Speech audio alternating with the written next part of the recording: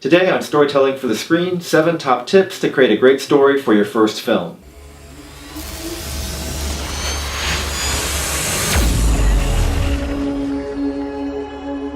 I've worked with a lot of students making their first film, and sometimes it goes well, and sometimes not so much. So I want you to learn from that experience and avoid a lot of pain by following these 7 top tips, which will help you make a great story, which will be a great foundation for a great film. Number 1. Keep it simple and short. A lot of first-time filmmakers make their story complicated and too many things going on. But if you keep it simple and short, it will make it a lot easier to execute and execute well. Let me give you an example. The Duplass brothers, who have an HBO series, Togetherness, as well as a lot of Sundance hit films, they broke in with a short film called This Is John. Now, the story of This Is John is basically a guy with an answering machine trying to record the best message possible. That's it. That's the whole story. And it's 7 minutes of him just trying to figure out the best message that he can put on this answering machine. And what makes it so interesting is not that the story is complicated, but that the execution is really interesting. The performance and the way that they take the storyline. And you can do the same thing. Basically structure your story with the main character, one problem, and a solution. And if you put those 3 things together and make them all interesting, then you've got a great film on your hands. Number 2, base your story on people and locations that you have access to. A lot of reasons why first-time films fail is because people base their films on actors and locations they don't have. And so they either have to do a lot of fundraising or a lot of planning about getting those actors or getting those locations, and it spends all their time and money on things that don't even help the film. Now, if you actually create a story that you know you have a certain place and you have a certain actor and you know their strengths and their weaknesses, you can actually really make a story that works the best for that. And then you have a realistic shot at getting it done and getting it done well. You see that with the Duplass brothers' work, that they really, been making their film, especially early on. For the first film cost $3, This Is John, and the next film cost $1,000 or around there. So that kind of mentality will give you the access to really being creative, but also getting your films done. Alright, number 3 is spend about a quarter of your time in the film process working on just story.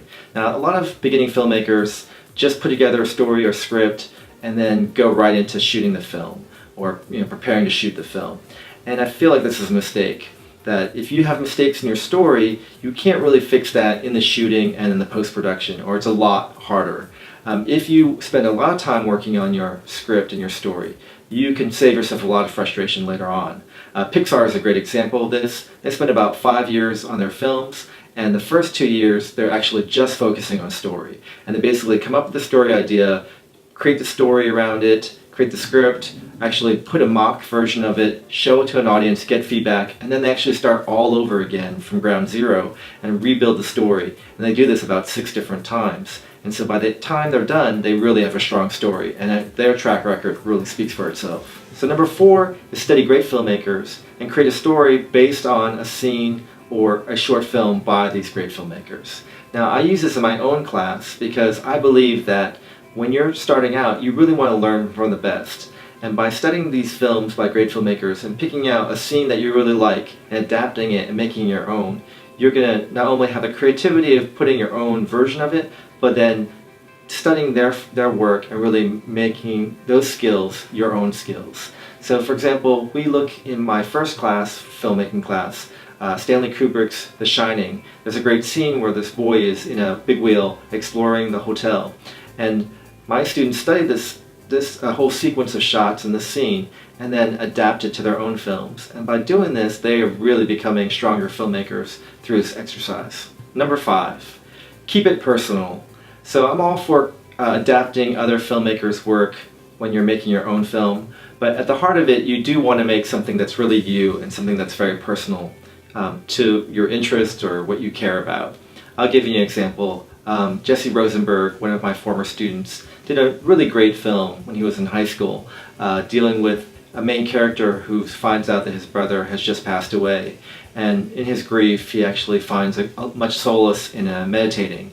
And that was definitely a personal topic. Meditation was definitely something that was interesting to him, and that sincerity and that passion came across in the film. And that film won at a high school film festival and also catapulted him into NYU Film School as well as becoming a filmmaker. And so every film that you do really should have something at the heart of it that you deeply care about. Number 6, keep focus on the visuals. Now, a lot of filmmakers do dialogue heavy work, and that's fine. Actually, the Duplass brothers in their film had a lot of dialogue in that short film that got into Sundance. But I find that sometimes it's better just to focus on the visuals and not do dialogue in your first film. The reason is twofold. One is dialogue and sound is really hard and tricky. And it's a whole skill getting quality sound, and if the sound is bad, it can ruin the whole film. And the second reason is that when you focus on the visuals, then it forces really to think about your story purely in visual terms, and it also grows that muscle, because oftentimes we think, okay, people are going to talk about information and it's not visually interesting, and so it forces you to really make a visual flair for your film. Finally, number 7 is test your story on an audience, and test it by having 2 different versions of your story, or just 2 different stories altogether. The reason is this, is that when you think about your story in at least 2 different versions, it really breaks open the possibilities. Oftentimes writers get kind of focused on just one version and think that's the only way they can do it. And so they get feedback, they get really defensive and they just hold on to that idea. By having 2 different versions, it really opens your mind to the possibilities, or more versions can be a great possibility as well. Also, another important reason for doing 2 different versions is that you can present the 2 different versions to an audience or to someone that you trust for feedback. And that way it takes the pressure off them, because oftentimes when you present one version, the audience feels like they have to say something positive, or they're going to lie because they just want to protect your feelings. And by having 2 different versions, they can actually say, well, which one do you like better? And they can be like, well, this one is better or this one's better.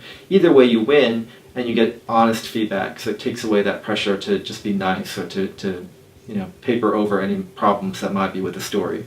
Alright, so that's it. That's the 7 top tips to help you create your story for a great first film. Now I hope you like this video and share it and subscribe to my channel, and we'll see you next time when we'll be going into pre-production.